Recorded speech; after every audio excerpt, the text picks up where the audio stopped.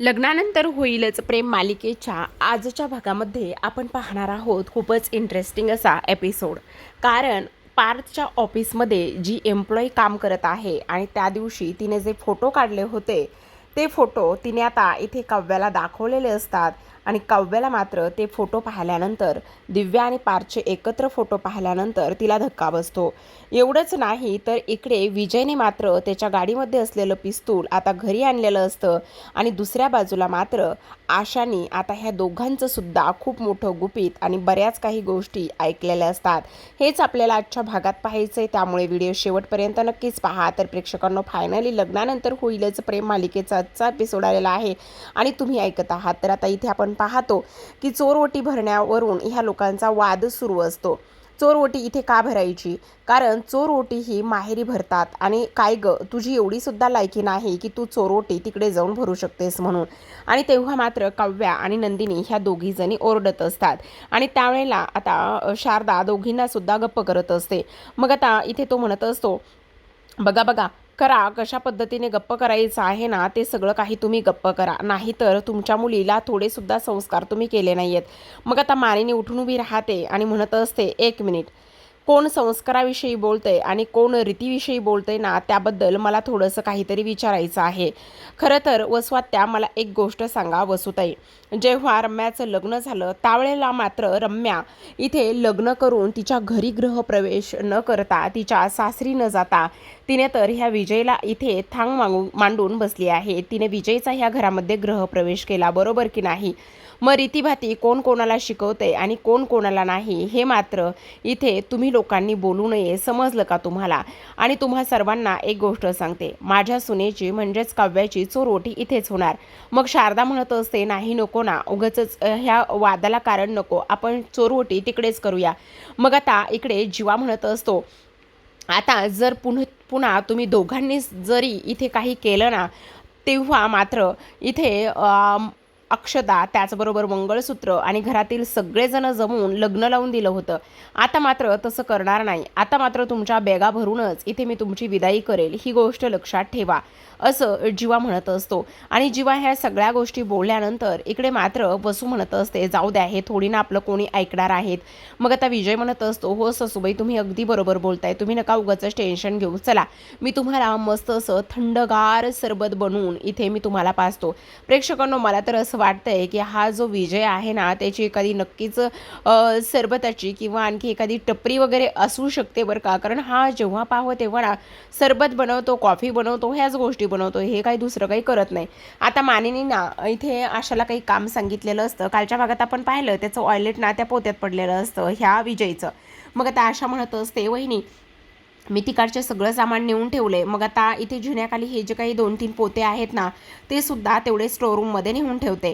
आणि तेव्हा इकडे दुसऱ्या बाजूला आता विजय हा लिंबू कापत असतो. मग मानिनी वसू म्हणत असते, विजयराव, खरं तर तुमच्या हातचं सरबत पिण्याचा योग मला नेहमीच येतो. खरंच तुमच्या हातचं सरबत म्हणजे काही विचारूच नका बरं का, फार आनंद होतो. विजय म्हणत असतो, हो, मस्त असं सरबत, थंडगार सरबत, आणि त्यावर अशी मस्त अशी थोडीशी मिरची पावडर आपण त्या जो काही त्याचा ग्लास आहे ना त्याच्या कडेने लावूयात आणि त्यानंतर मस्त डेकोरेट करूयात आणि थंडगार हे लिंबू सरबत पिऊयात. आता आशा ते सगळं काही सामान घेऊन गेलेली असते. जीवा आशाला म्हणत असतो, आशाताई, तिथे ना आडगळीच्या खोलीमध्ये पाळणा ठेवला आहे, प्लीज पाळण्यावर वगैरे तुम्ही हे सगळं काही सामान वगैरे ठेवू नका. मग आशा म्हणत असते, नाही नाही, बरं जीवा दादा, मी तिथे व्यवस्थित हे सगळं काही सामान ठेवून देईल. दुसऱ्या बाजूला शारदाला आता मानिनी समजवते आणि म्हणत असते, हे बघा, तुम्ही ह्या सगळ्या गोष्टींचा अजिबात विचार करू नका. काही झालं ना तरी आपण हे सगळं व्यवस्थित करूया आणि त्या लोकांचं कशाला उगाच एवढं सगळं काही मनावर धरताय. हे बघा, तुम्ही नका मनावर धरू.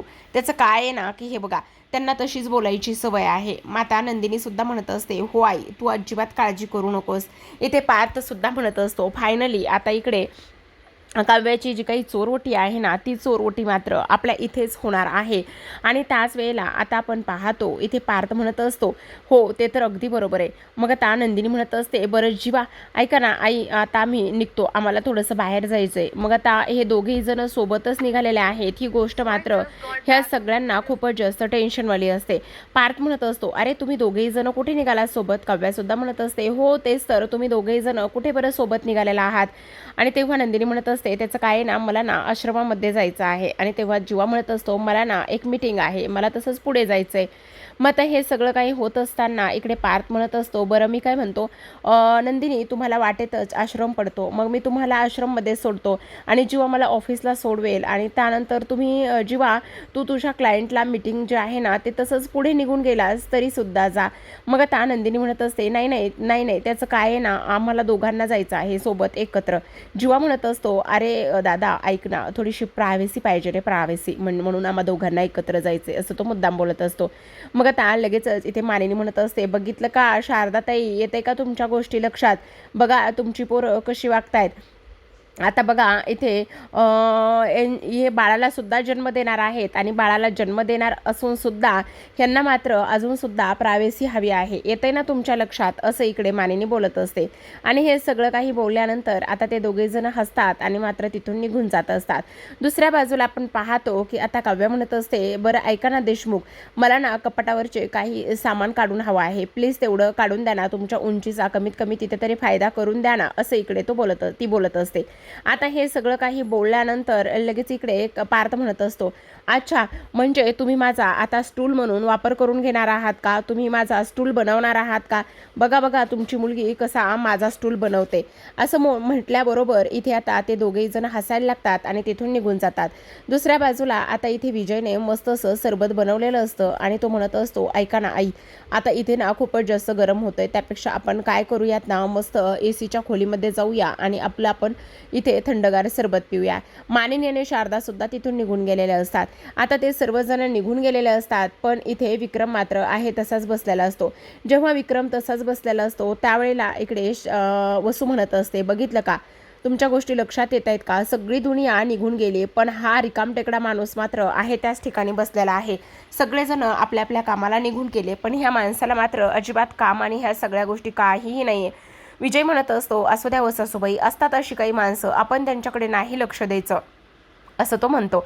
तेव्हा इथे मिथून मात्र पेपर वाचत असतो आणि पेपर वाचत असताना त्या पेपरमध्ये अशी न्यूज असते की एका फोर व्हीलरवाल्याने एका अंध महिलेला धडक दिली आणि त्याचं CCTV फुटेज इथे पोलिसांना मिळालं आणि त्यानंतर त्याला शिक्षा करण्यात आली. बरं झालं, असं ते न्यूज असते आणि ही वसूने ऐकलेली असते.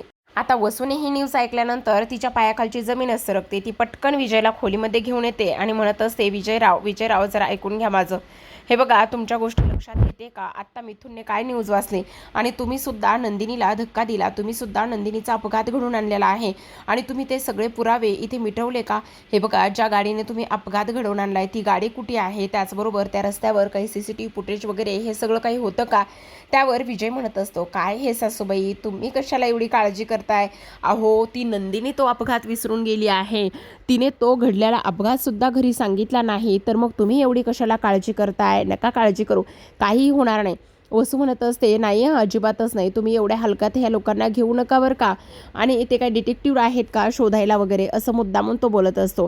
तेव्हा आता वसू म्हणत असते, डिटेक्टिव्ह तुम्हाला नाही माहिती, हो ते डिटेक्टिव्हच आहेत, तुम्हाला नाही माहिती. हे बघा जेव्हा तुम्ही ह्या घरामध्ये यायच्या अगोदर तुम्हाला सांगू का, त्यांनी खूप काही गोष्टी आणि खूप काही कारनामे केलेले आहेत. अहो आत्ताच नुकतं इकडे ना एक गोष्ट झाली होती, म्हणजे पाळणाघरातून काही मुलं ना इकडे गायब होत होती आणि त्यांनी तो शोध लावला. त्याचबरोबर त्याच्या अगोदरसुद्धा इकडे खूप काही गोष्टी त्या लोकांनी केलेल्या आहेत, त्यामुळे त्यांना ना तुम्ही एवढ्या हलक्यात अजिबातच घेऊ नका बरं का. मी काय म्हणते विजयराव, तुम्ही एक गोष्ट ऐका माझी, काही जरी झालं ना तुम्ही अजिबात इथे शांत बसू नका, तुम्ही ना ताबडतोब निघून जा आणि ताबडतोब तुम्ही तिकडे जाऊन ना ते सगळे CCTV फुटेज किंवा आणखी काही गोष्टी जर असतील ना, ती गाडी वगैरे जर असेल ना, तीसुद्धा तुम्ही इकडे मार्गी लावा बरं, असं वसू म्हणत असते. त्यावर विजय म्हणत असतो, बरं ठीक आहे सासूबाई, तुम्ही नका हो एवढी काळजी करू, किती आणि कशी काळजी करताय तुम्ही, एवढी सगळी काळजी करण्याची तुम्हाला काहीही गरज नाही आहे. मग आता वसू म्हणत असते, पण तुमच्या एक गोष्ट लक्षात येते का, आत्ता बघा ना जेव्हा जीवा आणि नंदिनी बाहेर गेले ना, त्यावेळेस जीवा इथे हॉस्पिटलमध्ये जायचं बोलत होता, तर नंदिनी म्हणत होती नाही तिकडे नाही जायचं, म्हणजे दोघांचंही इकडे वेगळंच सुरू आहे, दोघांनीही जे काही खरं आहे ते आपल्याला सांगितलेलं नाही आहे. ही गोष्ट तुमच्या लक्षात येते का, म्हणजे ते नक्कीच ह्या सगळ्या गोष्टी शोधण्याचा प्रयत्न करत असतील, बरोबर की नाही. आहे.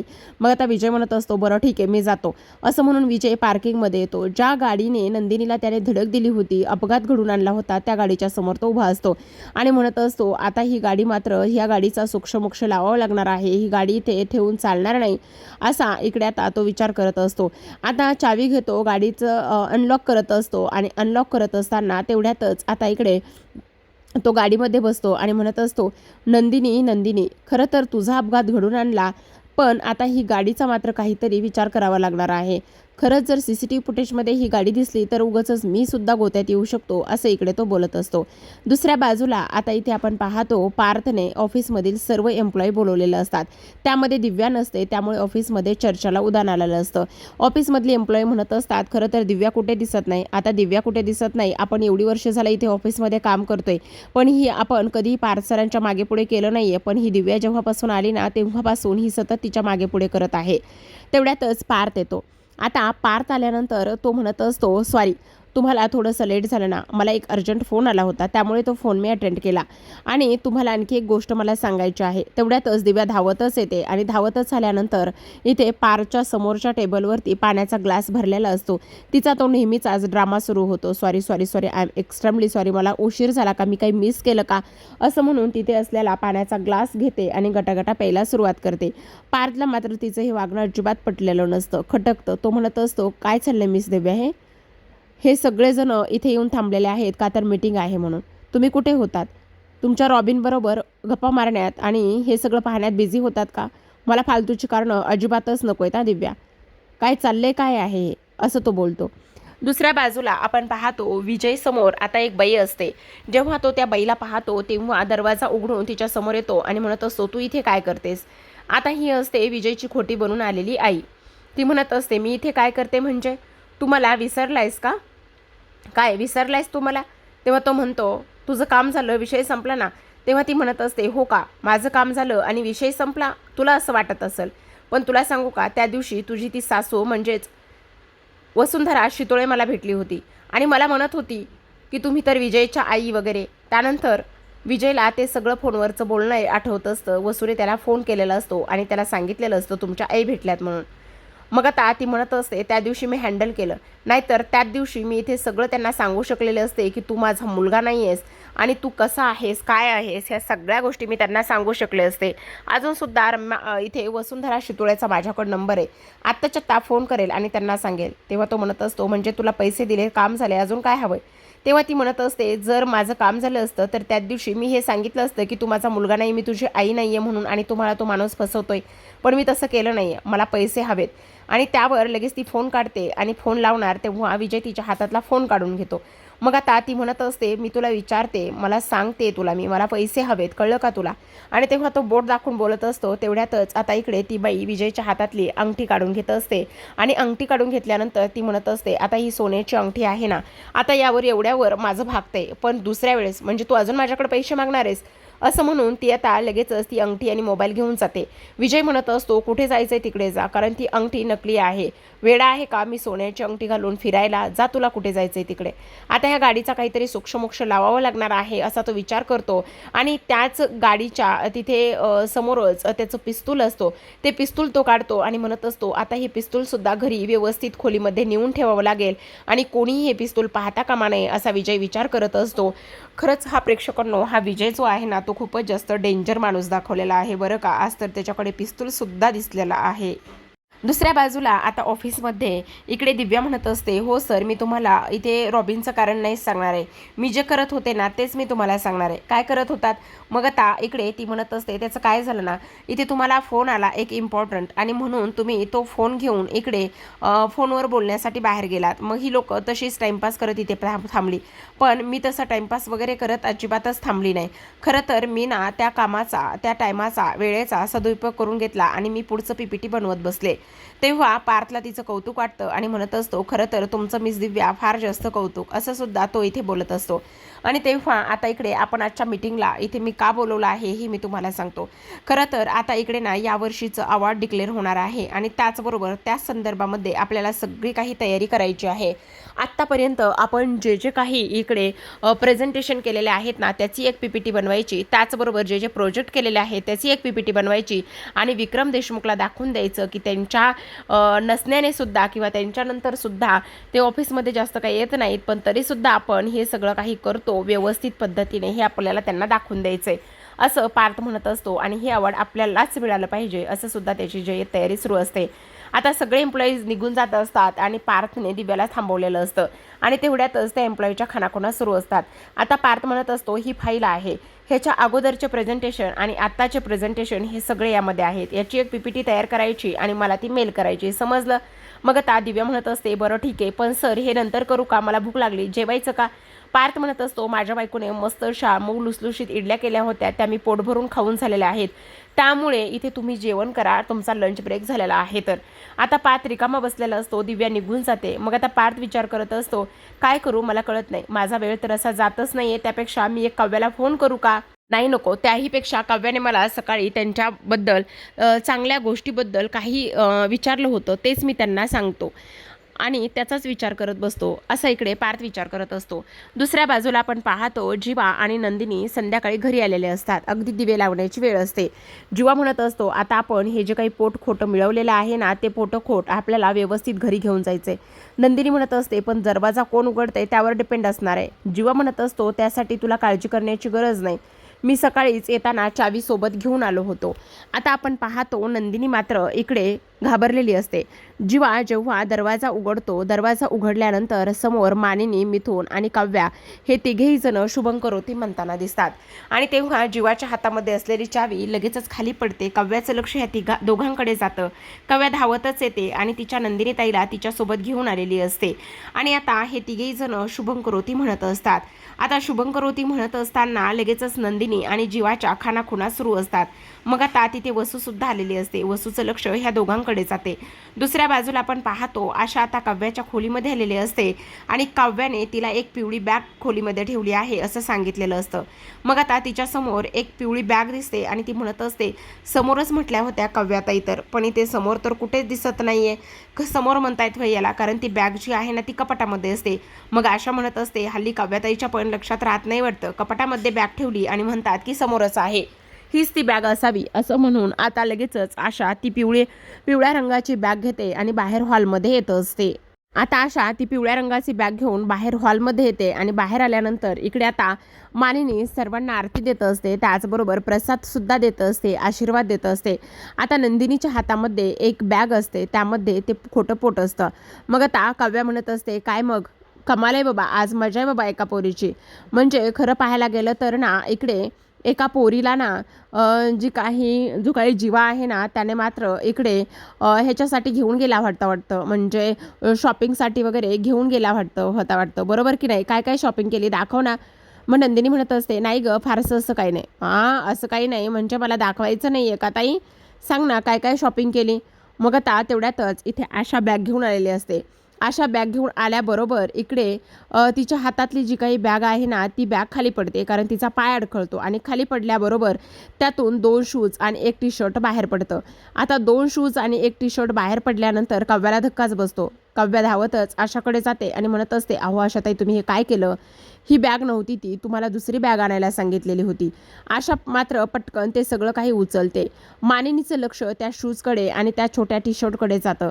मानिनी लगेचच आता ती पिशवी आणि ते सगळं सामान हातामध्ये घेते आणि त्यानंतर ती म्हणत असते, हे सगळं काय आहे काव्या, हे सगळं काही काय आहे आणि हे कोणाची बॅग आहे? काव्या मी तुला काहीतरी विचारत आहे, बोल ही बॅग कोणाची आहे काव्या? मग आता काव्याला धक्का बसतो. काव्या म्हणत असते, हो आमचीच आहे, आमच्याच खोलीमध्ये आहे. काव्या हे कोणी आणलेलं आहे? आता हे तर पार्थने आणलेलं असतं, पण काव्या म्हणत असते, आई ते मीच आणलेलं आहे. मग आता ते टी-शर्ट समोर धरते आणि त्यावर लिहिलेलं असतं, मी प्लस डॅड बेस्ट टीम. आता असं लिहिल्यानंतर मानिनी म्हणत असते, हे अशा पद्धतीचं टी-शर्ट तू आणलंस? म्हणजे जे टी शर्ट पार्थने आणायला हवं होतं किंवा त्याने आणलेलं असेल तर ते तू आणलंस. तेव्हा काव्या म्हणत असते, हो ते मीच आणलेलं आहे, दादरवरून आणलेलं आहे. आणि इथे वसू म्हणत असते, काय चाललंय हे सगळं काही, एक पोरगं पाळणा काय घेऊन येते आणि दुसरी सून इथे हे असे लहान मुलांचे कपडे काय घेऊन येते, काय चालले बाई हे मानिनी, मला तर कळतच नाही. आणि अजूनसुद्धा तो पाळणा अडगळीच्याच खोलीमध्ये आहे, तो पाळणा टाकूनसुद्धा दिला नाही आहे. मग आता इकडे काव्या म्हणत असते, आई प्लीज तुम्ही शांत व्हा ना, मी काय विचारते काव्या तुला, मला फक्त हो किंवा नाही या 2 शब्दामध्ये उत्तर दे. काव्या म्हणत असते, हो हे मीच आणलेलं आहे. आणि त्यावेळेस मानिनी म्हणत असते, का, कशासाठी, कशामुळे, आई प्लीज तुम्ही शांत बसा ना, ऐका ना. त्यावर आता इकडे काव्या कुठून आणलं, कसं आणलं, कशा पद्धतीने आणलं हे सगळं काही डिटेलमध्ये सांगत असते. मानिनीचं लक्ष त्या पिशवीकडे जातं आणि त्या पिशवीमध्ये पूर्ण बिल असतं. आता ते बिल पाहिल्यानंतर पार्थच्या नावाचं बिल असतं, ॲड्रेस मात्र पुण्याचा असतो. आणि काव्या म्हणत असते, नशीब आईला मी हे सगळं काही सांगून पार्थवरचा राग तरी अंगावर घेतला आहे, कमीत कमी आई आता इकडे पार्थला तरी ओरडणार नाही आहेत.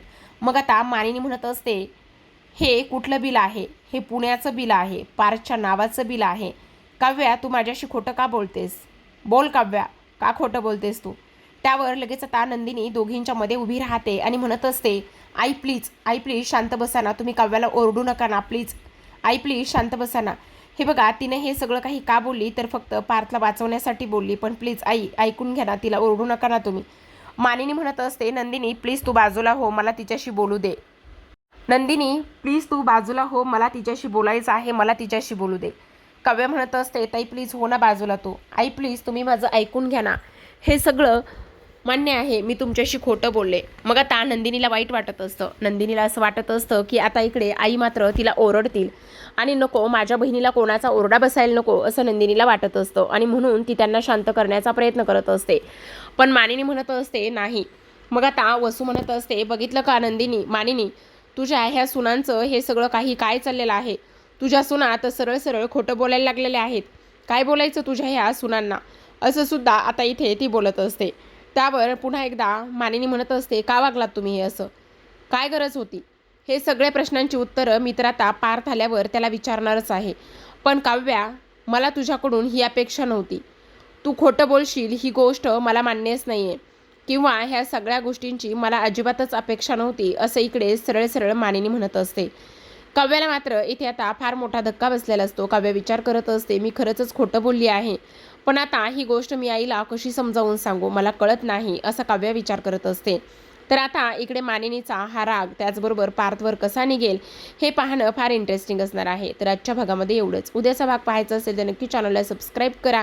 आणि त्याचबरोबर इथे आपण पाहतो आता वसू विजयला म्हणत असते, तुमच्या एक गोष्ट लक्षात येते का विजयराव, हे बघा तुम्ही आत्ता ती जरी गाडी गायब केलेली असली ना तरीसुद्धा त्या गाडीनं मात्र इथे नंदिनीचा अपघात घडून आणला आहे.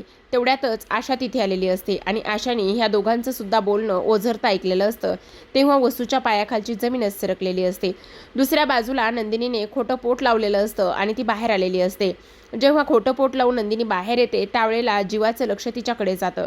मग आता जीवाचं लक्ष तिच्याकडे गेल्यानंतर इथे जीवाला रडायला येतं असतं. नंदिनी पोटावर दोन्ही हात ठेवून उभी असते आणि तिला सुद्धा वाईट वाटत असतं, रडायला येतं असतं. आज जर मी खरंच प्रेग्नेंट असते तर आपल्या बाळसुद्धा असं दिसलं असतं अशी फिलिंग तिच्या मनामध्ये येते. जीवा तिच्या पायाशी जाऊन बसतो आणि पायाशी जाऊन बसल्यानंतर त्या पोटावरून तो हात फिरवत असतो आणि म्हणत असतो, जर खरंच खरंच आपलं बाळ असतं तर, आणि रडायला लागलेला असतो. नंदिनी त्याच्याकडे पाहते आणि ती सुद्धा रडायला लागते. मग त्या जीवा म्हणत असतो, नंदिनी हे सगळं काय होऊन बसलंय, खरंच मी कधीच इथे बाबा होणार नाही का गं नंदिनी, आपण कधीच आई बाबा होणार नाही आहोत का गं नंदिनी, असं सुद्धा आता इथे ती बोलत असते. त्यावेळेला नंदिनीला मात्र इथे होणारा त्रास, जीवाचे अश्रू ह्या सगळ्या गोष्टींमुळे आता इकडे तिला टेन्शन आलेलं असतं. तर दुसऱ्या बाजूला आपण पाहतो आता इकडे ना काव्या ही बाहेर गेलेली असते आणि काव्या बाहेर गेल्यानंतर ना कॉफी मिलनमध्ये ही बहुतेक गेलेली आहे, पण तिथे का गेली नाही हे दाखवलं नाही. पण तिथे त्या दिवशी फोटो काढलेली जी एम्प्लॉई आहे ना, ती एम्प्लॉई इथे काव्याला भेटते आणि काव्याला भेटल्यानंतर ती म्हणत असते, मॅडम बरं झालं तुम्ही आलेला आहात. तसंही मला ना तुम्हाला भेटायचंच होतं आणि काहीतरी दाखवायचं होतं. असं म्हणून आता तिने दिव्याचा आणि पारचा एकत्र मिठीतला काढलेला फोटो ती तिला दाखवते आणि म्हणत असते, मला हे तुम्हाला दाखवायचं होतं. असं म्हटल्याबरोबर लगेच आता काव्या ती फोटो पाहते आणि काव्याने फोटो पाहिल्यानंतर तिला मात्र खूप मोठा धक्का बसतो.